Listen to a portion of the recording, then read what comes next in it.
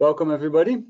The Biochemical Society and the Portland Press are pleased to welcome you to today's webinar, which is part of the Biochemical Focus webinar series, which features research from different areas in the molecular biosciences, as well as practical sessions to support career development. This particular webinar came about because the Biochemical Society is hosting two exciting events. The third UK workshop of membrane proteins, solubilization and biophysical characterization, of which I have a minor role in. And this is a hands-on training event that will teach biophysical techniques for the study of biological membranes, and this is mostly targeted at PhD students and postdocs who have gone into a slight career change or scientific area change. And this will be immediately followed by the European SMALP event, which has been following up on earlier SMALP events, which is like to say, sort of normal conference around the SMA and lipid particle areas, of which both speakers of today are also a part. These two events were planned for 2021, but due to the coronavirus, like so many other meetings, we have had to delay these to 22, as you can see on this slide.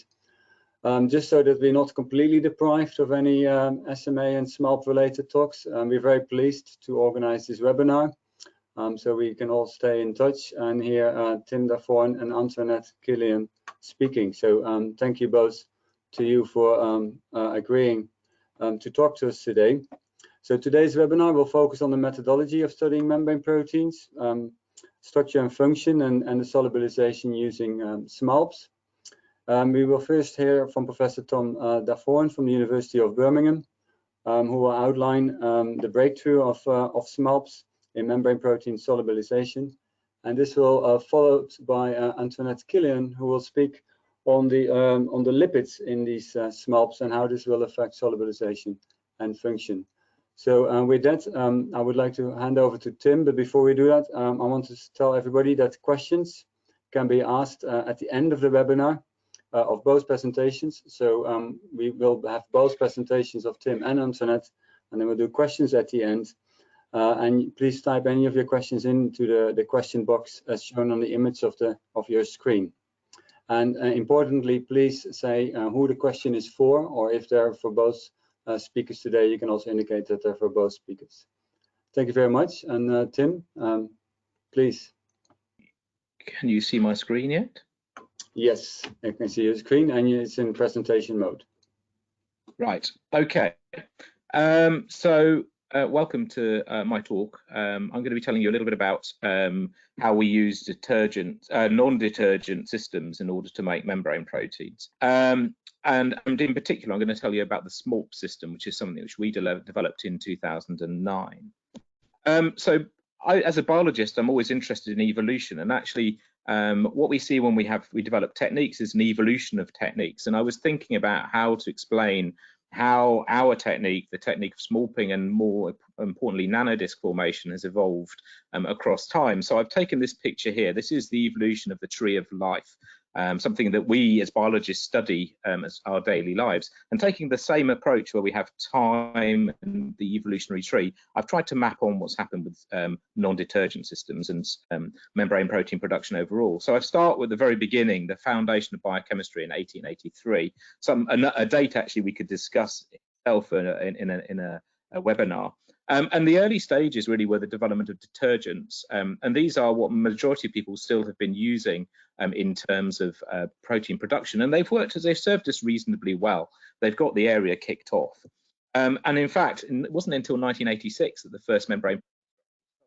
And just something I wanted, those of you who work on membrane proteins will be very aware of this. Membrane proteins are very difficult to work on, and that's a real indication there, which it took us until 86. Membrane protein were a solid.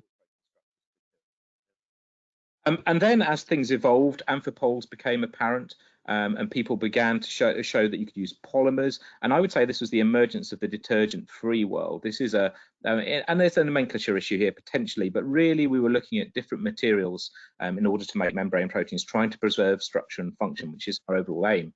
The big breakthrough really came in 1999 with Steve Sleegar, who generated peptide nanodiscs and showed that you could actually purify a protein, a membrane protein, and reconstitute it into its lipid. environment. In 2009, we developed the SMALPs, and we feel, and we're going to tell you a little bit about the SMALPs today, but just to show the development doesn't cease there, and in fact, we now have DNA nanoparticles appearing as well. So overall, you can see that things have grown and things continue to evolve. I'm going to focus really on the styrene maleic acid lipid particles. These are a particle that we came upon in 2009, and really were the result of some work carried out by myself and Michael Overdoing and Tim Knowles. I'd just come into the membrane protein field from a field where I used to use a gram of protein at a time as a soluble. And when I came into the membrane protein field, I realized that you couldn't make a gram of protein, and in fact the amount of small, and it really limited what I was able to do. And I was very lucky to come across this method, or develop this method, which allowed us to perhaps make more membrane protein and also make it a more stable form. So for those of you who aren't aware about the styrene maleic acid lipid particle, here is a picture of one here, a diagram, and what we have is a polymeric annulus made out of a polymer styrene maleic acid, the supported lipid bilayer. And you can see in here in the EM, you can see these individual particles. They're about 10 nanometers across. And the idea is that you can use this bilayer to support a membrane protein, and by keeping the membrane protein in that bilayer, you support native-like. Now, this is a schema as to what we actually do. So SMA is a polymer that you can get relatively easily. We call it a molecular cookie cutter. It's a very simple material to use. Here's a membrane in grey with our membrane proteins in colour. Literally, you add the SMA to the membrane. It acts like a cookie cutter, circles areas of lipid. Now, in some places, it encircles an empty area of lipid, which is not much for anyone, but in many cases, it encircles protein. You can wash away the rubbish, and now you have a reagent that contains your membrane proteome, and hopefully, which you can then use for purification. And in fact, the method that we use is fairly straightforward. We like things to be simple in our world. So we take a membrane, we add the SMA polymer, and we clarify the solutions. Turn that membrane bilayer into a whole solution of. Tim, if I can briefly interrupt you. So you can follow it, but you are cutting out frequently. So if you could slightly readjust the microphone, thanks very much. Okay, I'll try. Give me a moment.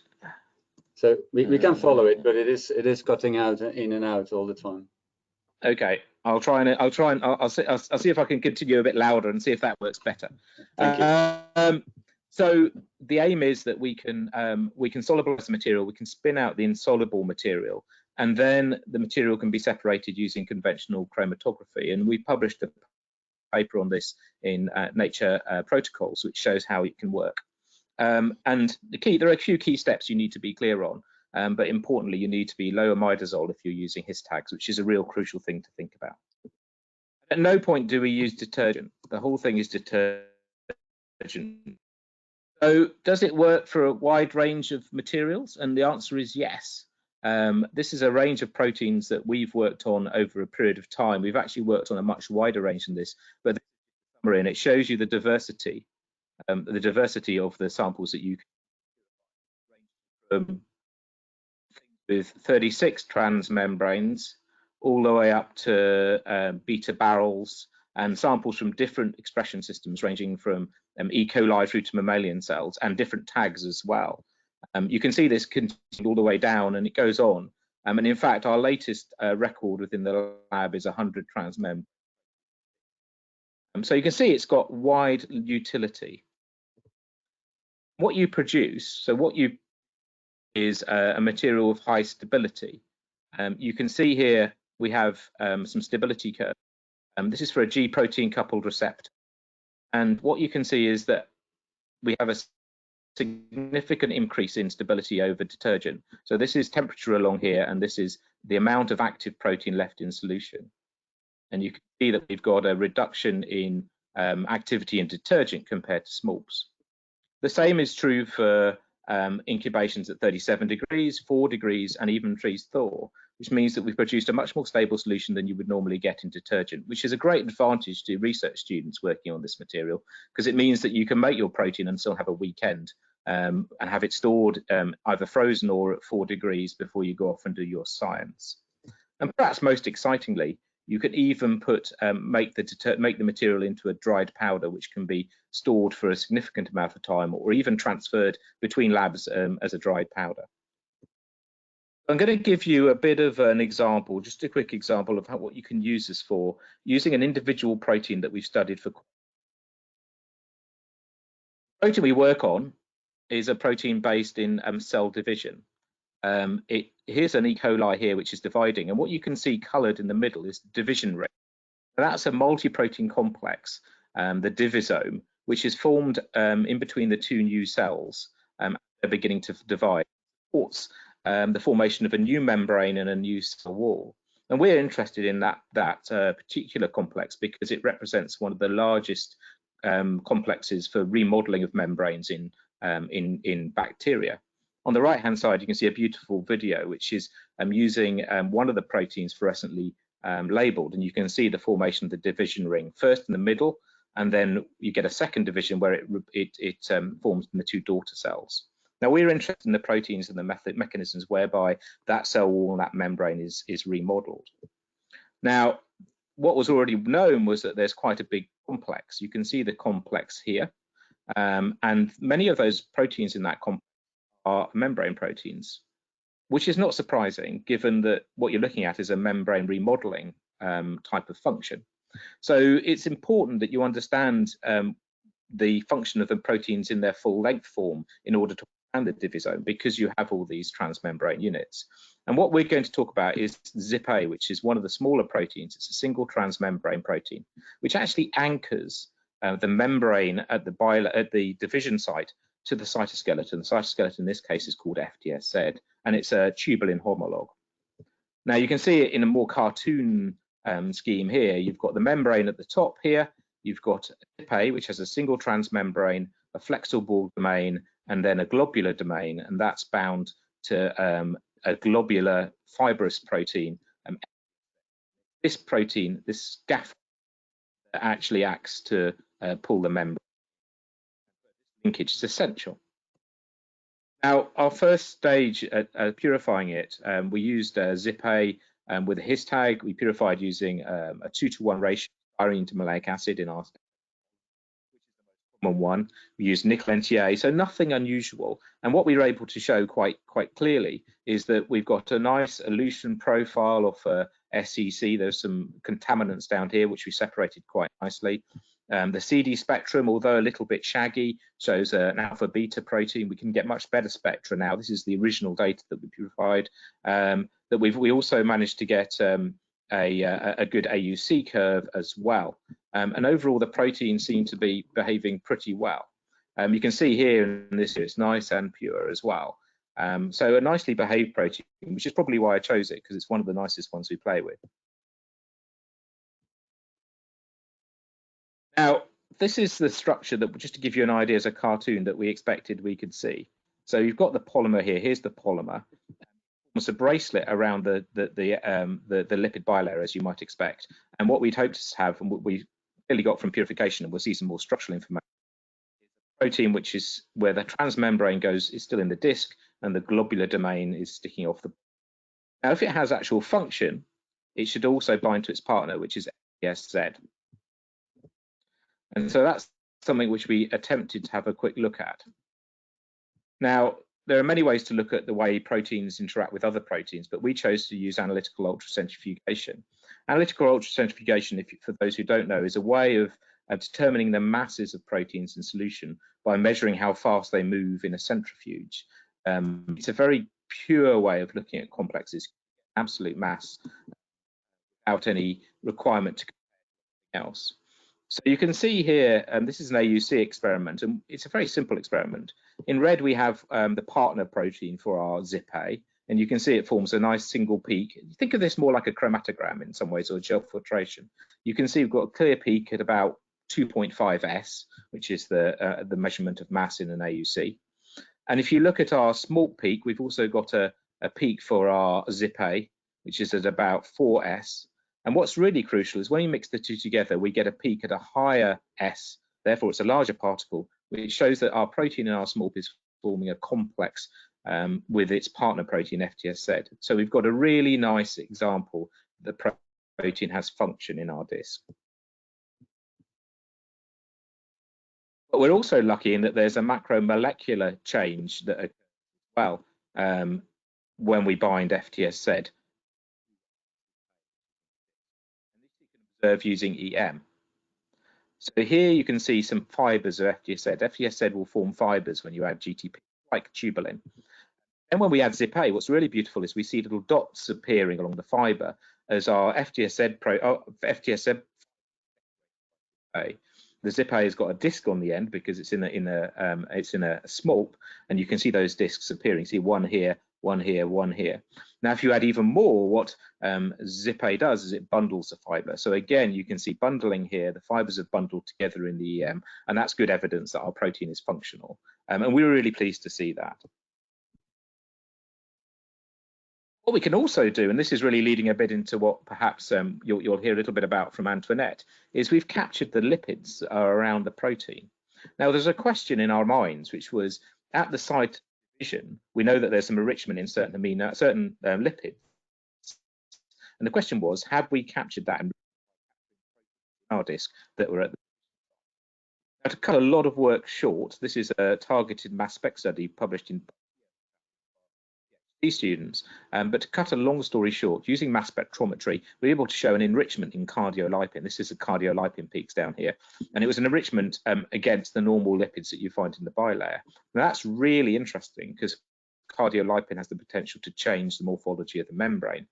So we don't know whether maybe ZIP-A is bringing cardiolipin and changing the morphology, or whether ZIP-A is being moved to a place where the morphology is changing because the lipids have changed. But it shows that you can look at the lipid environment, which is something which I don't think you can do by other methods.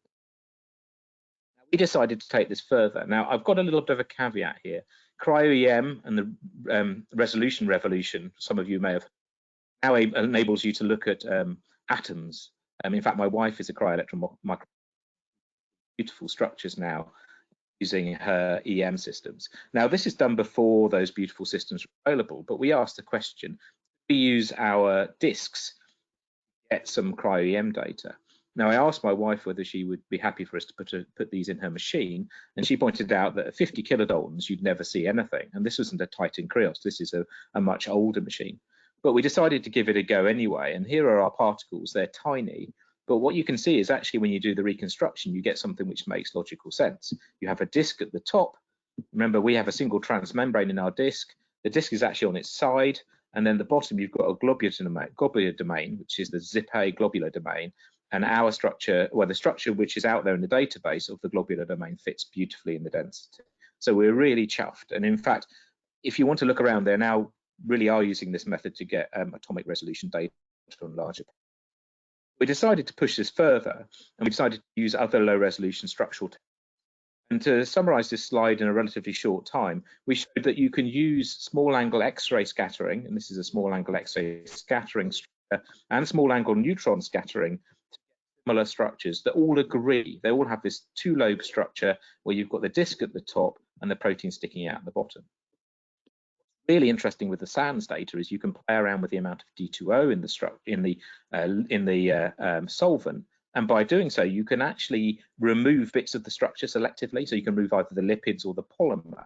And we did this, and what you can see is as you remove the polymer and the lipid, you start to see the protein. So that confirms that this density here is the protein density, which is a really lovely thing to do. So like you dissolve away the lipids and you're just left with the protein. We're also able to try and do some structures of complexes. So this is a low resolution structure of our protein with the partner protein that is part of the cytoskeleton in coli. So this is the ZIP-A FTSZ complex, and really helpfully, FTSZ has a prong that sticks out, and you can see this up at the top, and then you've got a larger chunk at the bottom, which is the really nice way to look at complexes. Bear in mind, this is with the membrane there, so it has the membrane context.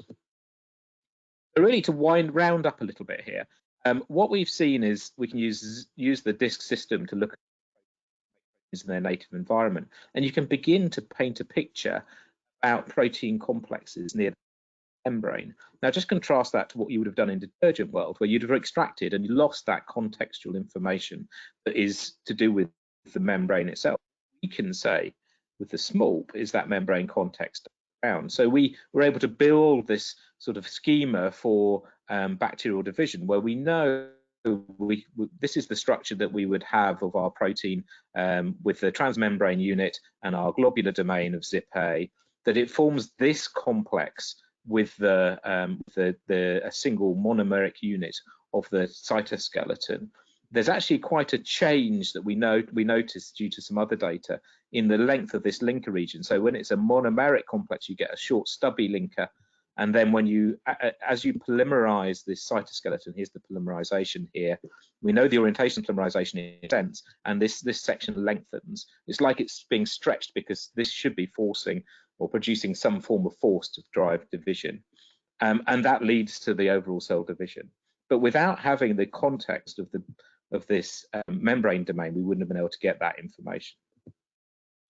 That's really what I want to talk about. I think the key elements of the SMALP system, which is really important, is that preservation of lipids. I feel like it's us re-engaging with the fact that membrane proteins they don't survive alone. The membrane itself is an implicit part of the membrane. What you need is tools to understand that, and SMALPs really allow that. They allow you to make the protein with its native lipids into you to analyze the lipids that are surrounding the protein, and they allow you to look at the function and the structure of these proteins in their fully intact form. We no longer cut transmembrane domains of our proteins. We always work with them in their full form to get the truth about how biology works at the membrane. Now, this work, as ever, requires quite a lot of people, and just to summarize here, we have a big group in Birmingham who work on these. Sarah, Rosemary and Yupin did the work on ZIP-A. We work with biophysicists. Corinne is actually my wife, who did the cryo-EM, and Dave Roper, who's a microbiologist of some renown, who's really the driving force behind the biology of this system. Bob and Richard over in Manchester helped us collect data. Bath and with Karen and Cecilia did all our scattering work, and some work I wasn't able to tell you about was how we were able to look at the dynamics of the protein as well using computational methods with Sarah and Ben. And Anne at Lund was also implicit in helping us collect the scattering data. And that's me, I think. Thank you for listening. Can you see my screen? I can see your screen. Yeah, good. And I can too. Thank you. Yeah. So I first would like to thank Lars for inviting me. It's a real pleasure to be here and talk a little bit about our work in Utrecht. So the work I'm going to share today with you is the work, some of the work carried out by 6 very talented people in Utrecht. So Martijn, a technician who started out the work on the SMA. So he was the one to first visit Tim's lab and go there and try to isolate the KCSA channel. Then former master students, Stefan, Jonas and Juan. And I think most of the small people, they know Stefan because of his work with polysciences now. Helene, who's a former master student, and Adrian, who is finishing up his PhD the end of this year. Unfortunately, I would have liked to keep him longer. But most of you know Adrian as well because he has been presenting quite regularly at SMALP meetings. So the special thing about the SMA is that it is able to solubilize the membranes together with the surrounding lipids. And this implies that it acts on lipids, and it means that you can also make nanodiscs out of model membranes, out of simple model membranes.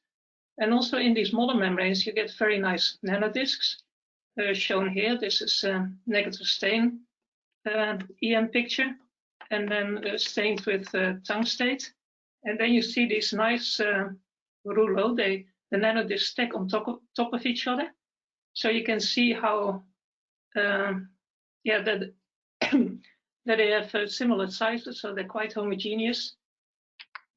And because they form such nice nanodiscs, like in biological membranes, I think this offers a very nice opportunity for using model membranes to get systematic information by systematic variation of lipid composition and other parameters to try to understand the mechanism of solubilization.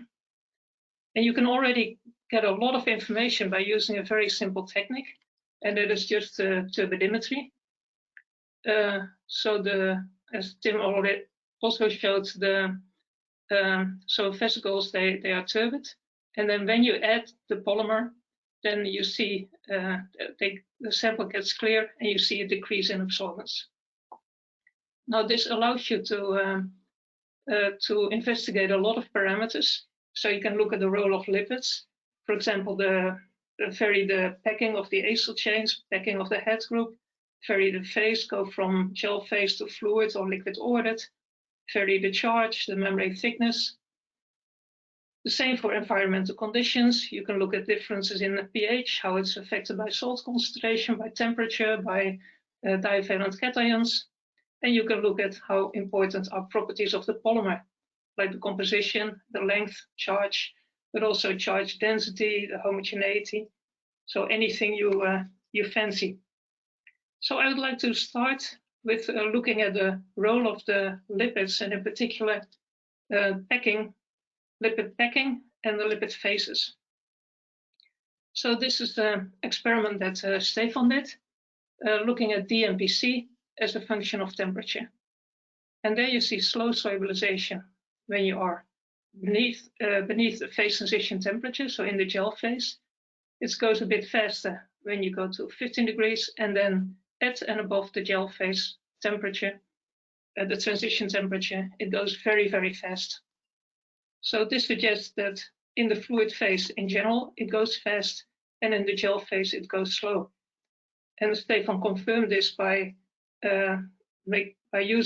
testing different lipids with different transition temperatures. And all the time he saw that if you look at the absorbance after 10 minutes, there was complete solubilization at and above the phase transition temperature for all these lipids, but not below, with the exception of the very short chain, which is probably not forming a very stable bilayer anyway. So based on this, we thought that if in the fluid phase solubilization goes smoothly, goes more easily, then if you take a lipid with an unsaturated chain, then it should go very fast. Even when it's at room temperature in a fluid phase, it should go fast. So Stefan tried this with DOPC, which is in the fluid phase. And we were a bit surprised to see at first that it didn't go very fast. So it went much slower than the saturated lipids in the fluid phase. And also the curve looked a bit strange, and we don't really understand why. But why would it be more difficult to solubilize the DOPC, this unsaturated chain, as compared to the saturated chains? So we thought about this, and we thought, well, maybe if in the nanodiscs the phenyl group has to insert in between the acyl chains, then maybe this will be more unfavorable for unsaturated chains, because the packing, there's much less space in there, because the area that an unsaturated chain occupies is much larger than the area for a saturated chain. Now, how to test this? We thought about this and came up with the following experiment. So we took phosphatidylcholine, and then we incorporated lysolipid, lyso-PC, so the same head group but only one acyl chain. This by itself likes to adopt curved structures, and it can be included in the membrane. And then, of course, there's much more space between the acyl chains, but not between the head groups. If you incorporate a PE, phosphatidylethanolamin, this has a relatively small head group, likes to sit in structures that have in which it can adopt this shape. But if you put it in membranes, then the acyl chains get squeezed together much more, so you have a much more tighter packing in the inner part of the membrane. So if indeed the tight packing of the acyl chains will be the explanation, then you would expect the solubilization by SMA to go much, much slower in the PE containing bilayers. Did this happen? Yes. here are the results that Stefan got. So this is the regular DOPC. When you include the lyso-PC, much more space between the acyl chains, it goes immediately very, very fast. But when you include a PE, which has tighter packing in the acyl chains, then it goes very slowly. So this brings me to like a model that Stefan then proposed, that also based on many more experiments, that there's a first step in the solubilization is membrane binding, and the parameters that are important there are the SMA concentration, the salt concentration for which we found an optimum, the pH where there was also an optimum, and if you have negatively charged lipids in the membrane, then as you would expect, it goes slower. Then there's the second and the third step. So the second step first, like some kind of membrane perturbation. We don't know what it exactly means, but it's necessary to go to the formation of the nanodiscs. And these two steps, they will depend very much on the lipid packing. So the tighter the packing, the more difficult these steps are. But they will also depend on bilayer thickness. So the more thick, the thicker the membrane, the more difficult it is to rupture it and to form these nanodiscs. I want to focus now a little bit on the polymer, and especially on the role of the length of the polymers. So polymers were commercially available in various lengths, but they were all these polymer compositions were quite heterogeneous. So the average length that were available, 120 kD, 80, 24, and 10 kD, were tested all by Martijn in the group. And what he saw was that the shortest polymers, that they were the most efficient solubilizers. Now, this was also found for biological membranes by Kerry Morrison in Alice Rodney's lab, and also by Dave Stainsbury in Mike Jones's lab. Well, we thought about this, if the 10 kD, if this polymer works the best of all, then it would be worthwhile to try to get shorter polymers and see if they would work better than this one. And Martijn then came up with an approach to do this. So the polymers are all very well soluble in acetone, but if you start adding hexane to the acetone, then first the longer polymers will precipitate out, and then if you add more and more hexane, more and more shorter polymers will precipitate. So he could purify some fractions of polymers, and then he investigated the effect of those fractions. And the result is here, again in DMPC. And in this system, so the shorter the polymers, again, the better the solubilization. So the conditions were different than in the last experiments. So to make sure that we could see the differences between the polymers. And the original mixture from which it was purified, there was the SMA 2:1 mix. There was in between the two largest fractions. Now this was solubilized, or these fragments were obtained by preferential solubilization. In the meantime, also Randy Cunningham, he prepared and Bert Klumperman, they designed a very ingenious method to synthesize length-controlled and sequence-controlled polymers. And these we also tested, and they gave a very similar result. So the shortest one was the most effective. So how about biological membranes? If you now look at the polymers, and this is an E. coli membrane, so membrane preparation of E. coli, then we again see that the largest one is solubilizing a bit. The second to large one is doing it a little bit better. The SMA mix is in between. But now the two shortest fractions the 1.4 kD and the 1.1 kD, are very ineffective. They increase the absorbance. There could be several reasons for this. We don't know exactly what causes it. But because to make sure that this is not an artifact, because we are looking at some OD artifact, we also wanted to see whether how this length dependence was reflected in solubilization of a membrane protein. So we looked at the KCSA protein, sort of pet protein of us, expressed it in KCSA, and looked at the solubilization efficiency of the different fractions. And like the OD measurements, so there was some solubilization for the 4.6, much better for the 2.41, the SMA mix in between, and no solubilization for the shortest ones.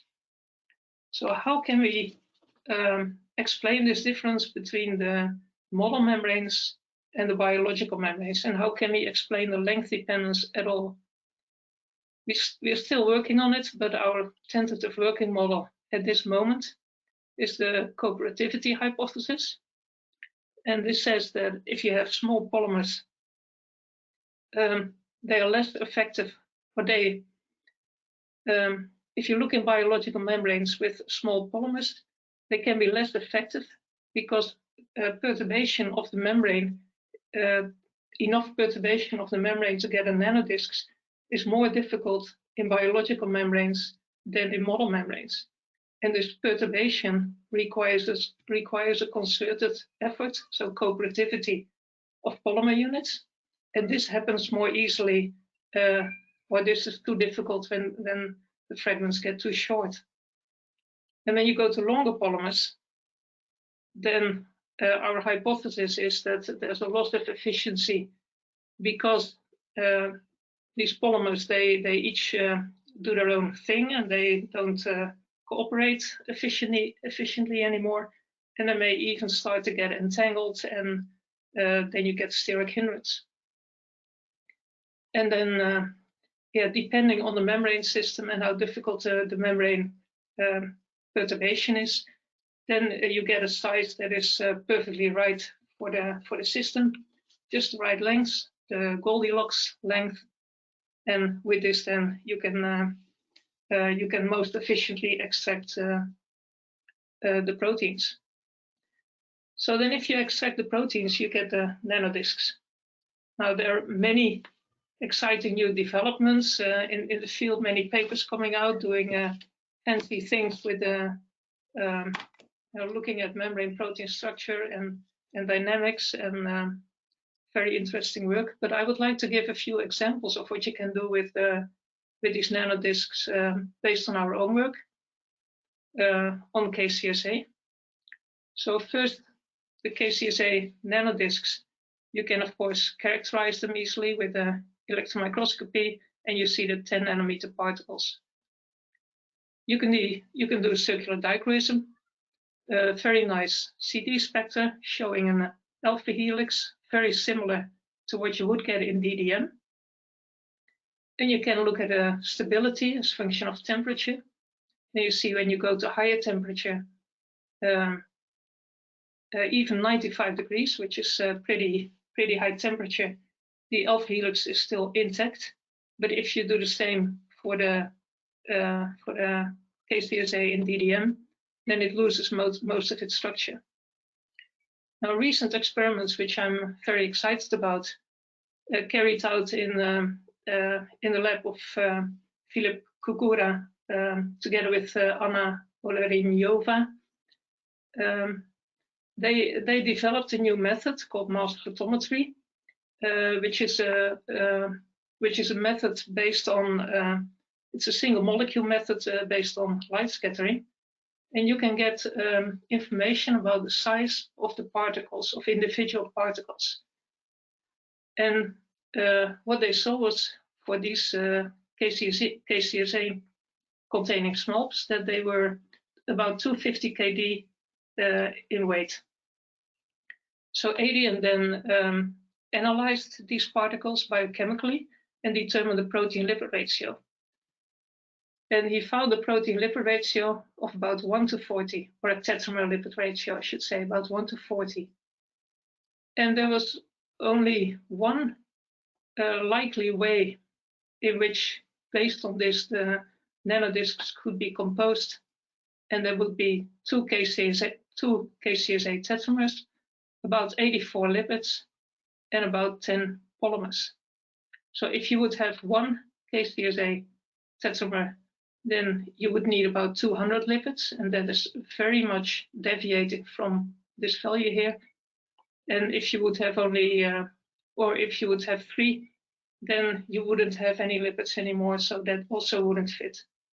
And of course, this 30 kD is an assumption, but it won't deviate more than, it won't deviate too much from that. So this means that apparently the SMA is able to disrupt the membrane in an even more gentle way than, which we already knew, of course, but in a more gentle way than detergent, in which it stays together as a tetramer. We know that in biological membranes, KCSA can form those superclusters, and apparently some of those are, those are preserved as dimers in SMA solubilized nanodiscs. Then another short example, so the biochemical characterization of the lipid composition, very similar to what Tim showed. So we also found here, this is the total fraction, the solubilized fraction, and the purified nanodiscs, that cardiolipin, like in Tim's example, the cardiolipin is enriched here. So we found a little quantification, a little bit enrichment of cardiolipin in the nanodiscs, and also of the negatively charged Pg and reduced Pe. So that could mean that the KCSA is actively recruiting those lipids. And this would be in line with studies by Tony Lee based on fluorescence. But it could also mean that the KCSA is preferentially partitioning at the poles in the E. coli.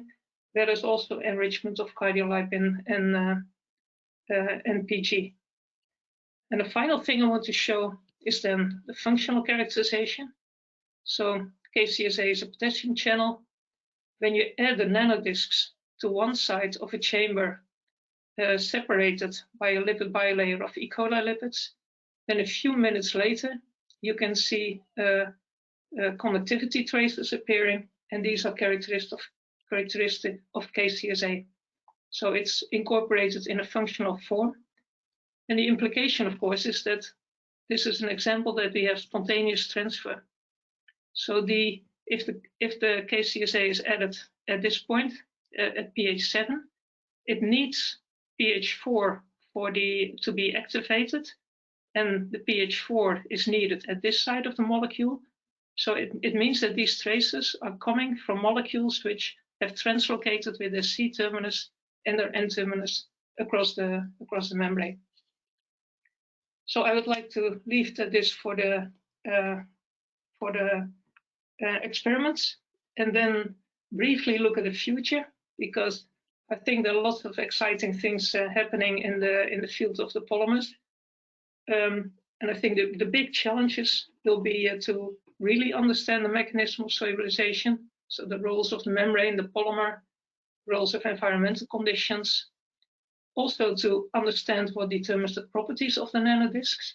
So what determines the size, the dynamics, not only of the dynamics of the polymer, of the lipids, of the protein in the nanodisc, what determines the stability. And if we understand this, all this can lead to a rational design of new generations of polymers. Of course, many new polymers already have been made and tested, and these help in turn to further understand this mechanism and also understand the properties of the nanodisc. And I look very much forward to the next few years and see the branches on Tim's evolutionary tree grow with all these new generations. Then with that, I'd like to leave it and thank the people involved in this work, So the Utrecht small group, this is in red the present group, and these are former members of the group. Collaborators, Tim, Beth, Dave and Mike, Anna and Philip, the funding bodies, and of course also Polyscience with Stefan, who've been generous in giving us the polymers. Yeah, this was it. I'm open to questions. Thank you. Thank you again, both Antoinette and Tim, for two wonderful talks. We have several questions in the question box, but to all the audience, please keep those questions coming. The first couple of questions are for Tim, because as the questions sort of appeared during the presentations, you know, Tim spoke first. Tim, I understand you have changed your camera, so maybe you can say something to make sure that the camera, not the camera, sorry, the microphone works now. Does that work? Is that any good? Yeah, we can hear you well. Thank you very much. So the first question was actually asked to you, Tim, but I think it applies to both of you. So maybe you can both give an answer by Jack Leo, which is, does the small disc, is it fixed in size, or does it naturally contour around a protein? So can it go around a larger protein and change the size of the small? So from what we know, it has some flexibility built in. So we monitor what people have been able to solubilize, and for a while we thought that you get up to about 51 transmembranes as a structure by Bob Guinness in Science of the structure of a cytochrome at 51 transmembranes. Now, if you look at that structure, there's very little lipid. There's just the tightly bound lipids around it, but it's still there. But we've recently, and I can't say what the protein is, but we've got a protein in which is 100 transmembranes. So it's a super complex. So our suspicion is it's a bit of an elasticated belt. But once you get over a certain size, what happens is you lose some of the lipids and you get a much tighter belt around the protein. And there's a question to be asked there about whether that's still in the membrane, and that's something we want to look into as we go forwards. But we know those proteins are stable, and the ones we've got 100 transmembrane has 100% activity. So that means it must be quite stable. Antoinette, I assume you found the same? Yeah, I agree with Tim. I would like to add that that the size of the preferred size of the discs also seem to very much depend on the nature of the polymer in a way that we don't really understand yet.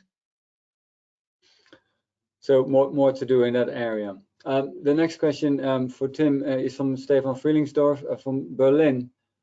Your peak in the AUC looked pretty broad. Is it possible to determine the molecular mass of a membrane protein complex in a SMALP by subtracting the empty SMALP mass? So yes, we've had something we've not published. What we used to do was to actually have a small pin there and then do some subtraction, which is not totally correct.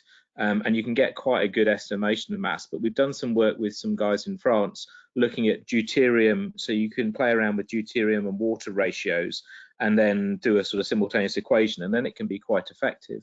But actually, we've sort of found a simpler way, which is we published recently a paper called SMAR-PAGE, which is a polyacrylamide gel electrophoresis technique based on using the polymer as the SDS, if you like, but with a protein that we know is stable and is still folded. And there, if you look at that paper, we get molecular masses which are incredibly accurate, way more accurate than we expected, if I'm honest. So that's a really quick way to work out whether you've got a complex and what that molecular mass is without even troubling an AUC. Thanks. The next question was again to Tim, but I think it applies to both of you. This was asked when you were still speaking, Antoinette. From Adam Sveshis, apologies if I pronounced your surname incorrectly, Adam. How about reconstitution of polymer nanodisc proteins into artificial membranes such as liposomes? So this is always the reconstitution back into a lipid system. Yeah, it's a very general question, but can I answer? So there's a Swedish group from Peter Brzezinski. They have, or is that what you were referring to? The question is very general, but I think that's you're referring to his scientific reports paper, I assume. I think that would be a good answer, yeah. Yes, so what they did is they had nanodiscs and they put them through the extruder together with vesicles. and then they found that it got incorporated into the membrane. And they also did a co-sonication procedure, and there it also worked out well. And we also tried those things, but in our hands it was sort of not straightforward, and it was also difficult to establish whether the protein was really incorporated in the bilayer, or maybe there was a nanodisc included in the vesicle. So we've tried some, but not succeeded really yet. But the results in the paper, they look very good. But in your planar membrane experiment you presented at the end, we know that at least to some degree proteins do transfer. Yes, yes. Yeah. Yeah, there's also some work done which was done by Dr. Alice Rothney in Aston, where we played around with a little bit with so the polymer falls out of solution at the low pH or with divalent cations, and you can use that to try and reduce the stability of the particle in the presence of lipid, and there's been some positive results there. The trouble is it's a good way of wasting a lot of protein if it doesn't work, and people tend to want to keep their proteins to play with, but I think there's more work to be done. Yeah, but may I add something on the yes, please. membranes, because so what we found there is you actually get the fusion or get the transfer of the protein to the membrane. But you should keep in mind there that just one protein would give you these results. Is enough for these results, and also the way the membrane is prepared is with what is it, octanol or something, or dodecanol, and so that is at the torus of the bilayer. So maybe that changes the properties a little bit. Yes. It's every model system has its own sort of features. Yeah. To the general audience, we have a number of really good questions. That also means that I won't be able to ask them all, so apologies. I'm now having to be a bit randomly selective. It shows the major interest in both talks.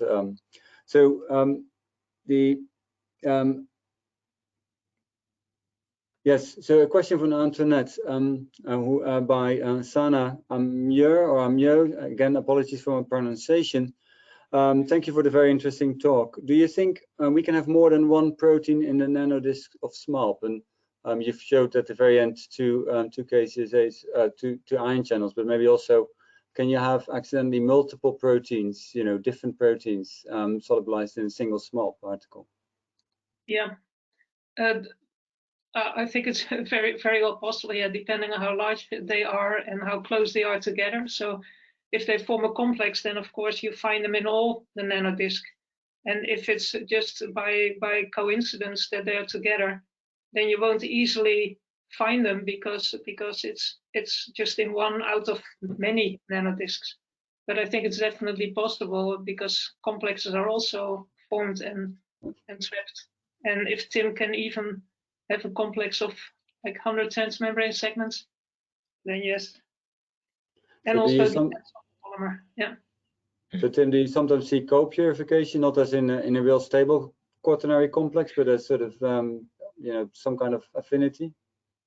Yeah, I mean, it's interesting. One of the things we're quite interested in is using the discs to sample complex membrane protein complex space on whole cells.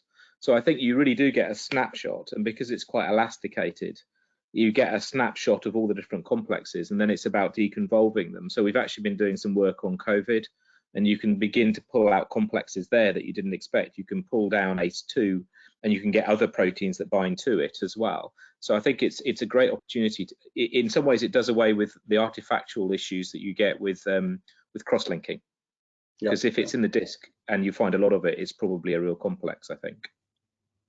Thanks.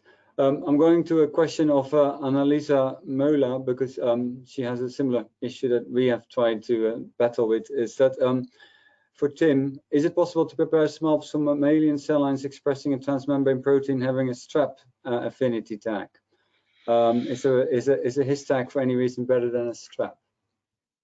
So we have done it. I'm not sure. I think it was from we're not sure which cell line it was from.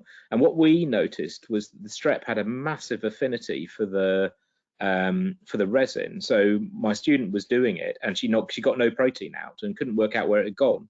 And an old biochemist trick is to take a bit of the resin and run it on the gel, and there was a huge amount of the material still stuck on the gel. So there's your question as to whether it's affinity bound or whether it's just aggregated. But she added more of the release ligand, and out it came. Now that's a once, not every time, but she needed something like 5 to 10 times more of the affinity ligand to knock it off. So I'm not sure why that is. It may be that there's also, and you also, what I can give as a hint is if you do get non-specific interactions, adding some arginine, which is an old biochemistry trick, will really help knock things off columns. It really aids it, and we've done quite a bit of that. The polymer can be quite sticky if you think about it, because it's got quite a lot of charge. So I think, yes, we use his tags because the lab uses his tags, and we've got protocols that work. Okay, but other tags might also work.